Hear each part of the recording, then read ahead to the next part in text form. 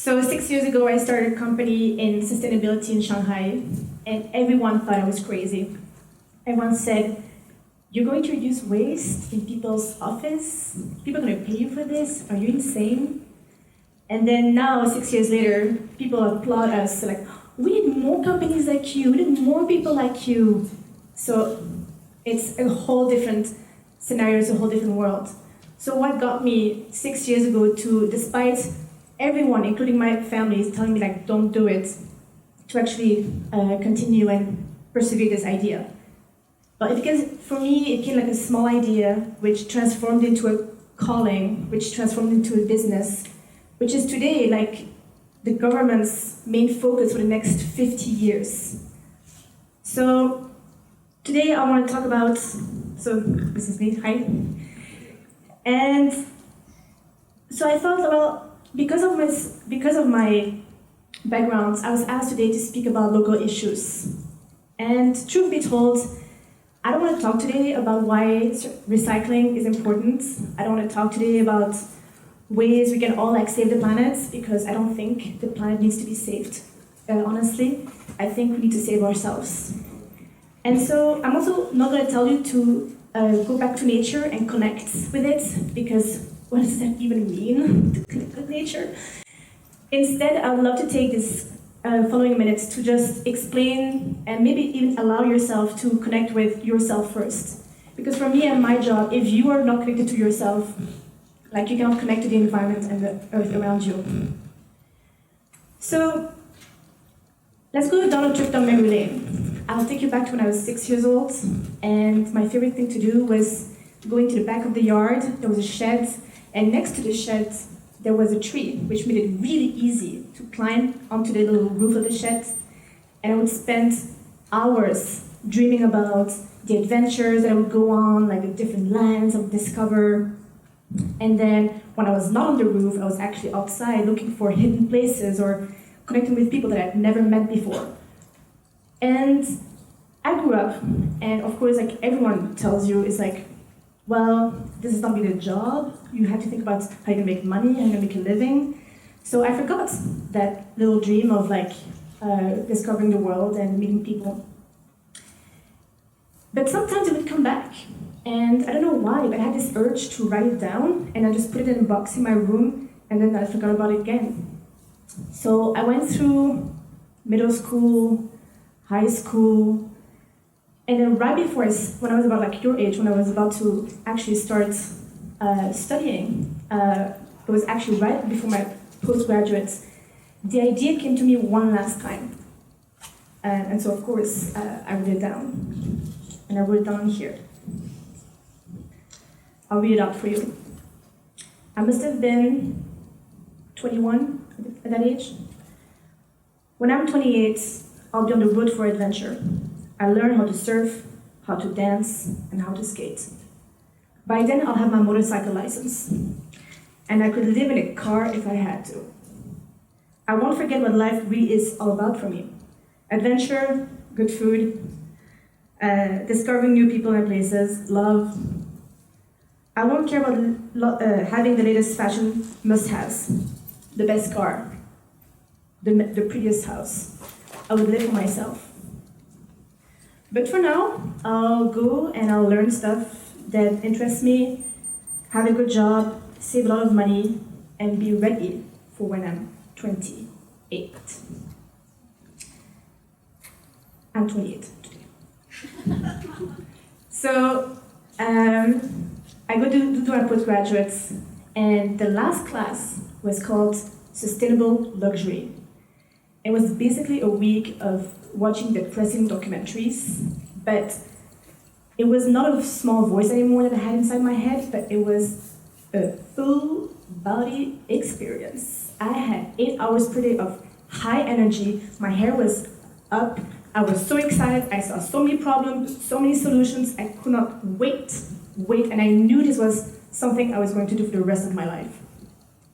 And then I forgot, again, for 2 months. I wrote it down in my phone to find it back later, to have the same experience all over again. And this time, I just did not ignore it. I thought, no, I could not see myself doing anything else. So I came to Shanghai, and I was looking for this job in sustainability. And again, people were like, what? Huangbao? Sustainability? No, no, I don't think so. No, not here, no. It's not important. But I spoke about it, and then people said, well, actually, this is interesting. And then within 3 months, I was talking to people about it. And then within 6 months, people asked me to do workshops around this topic. And then within 1 year, I had my first corporate clients. And then I thought, maybe I'm onto something. So I continued, and I started my company, I was 24, and it was so hard. It was so difficult. But I had so much energy, and I learned so much. I made so many mistakes. I got rejected so many times. People still thought I was crazy. But I persevered, and I pushed, and sometimes a client would be like, yes, I need your help, and yes, I need a workshop here, and somehow I survived. I made money just enough to survive. And then we got suddenly way more help. Like I was able to hire people to help me do things. And everything was going great. 2019 was the best year yet. In my head, I was like, this is it. I achieved what I wanted to achieve when I was 24, 21. And then at the end of 2019, this little voice came back, saying like, hi, cool, so we achieved, great. How about that little adventure we've been dreaming on for like the last 20 years? And I was like, no. Now? No. I'm on a roll. Like, I'm doing so good. Like, it's, no, like, we're gonna do more of what I'm doing right now. Like, no. I don't have time for this.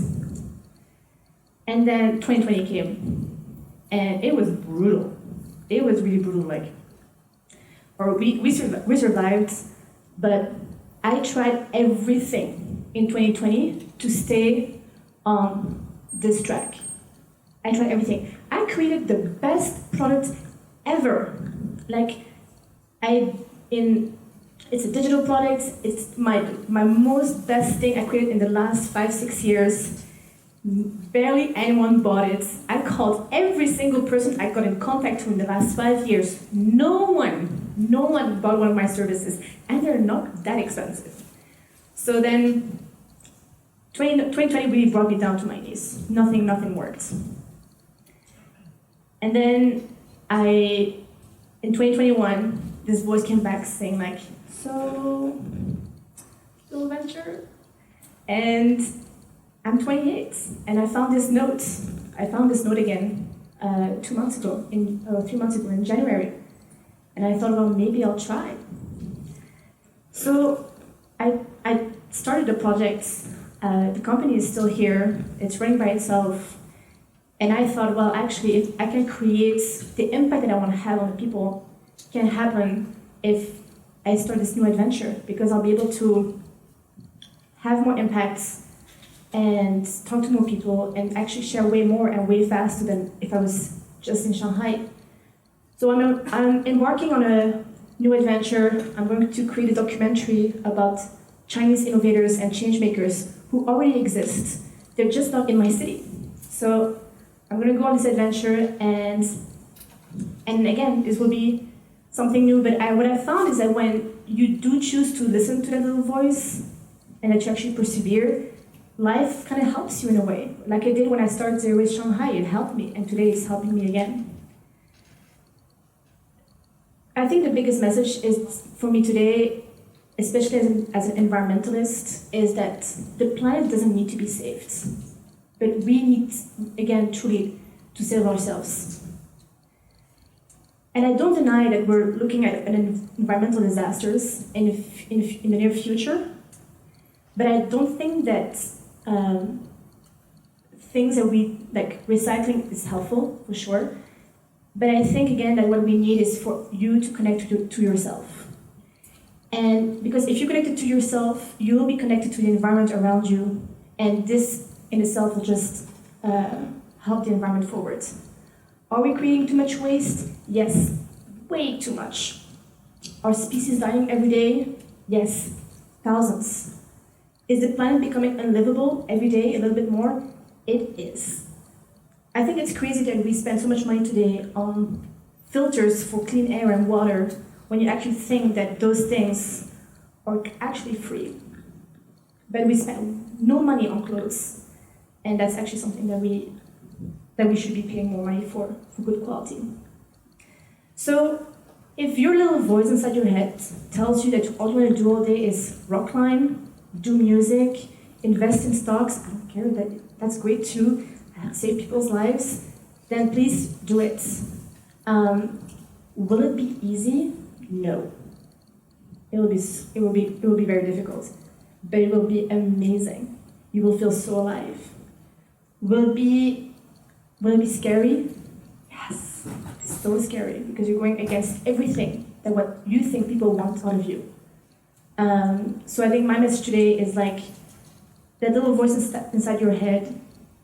It's not going to have short-term results. And I think if there is one country who really understands the benefits on the long term, it's China. So trusting your gut, listening to that little voice is a long-term game. And I really, really invite you to start today. And trust it, and I can tell you you won't regret it. Thank you so much.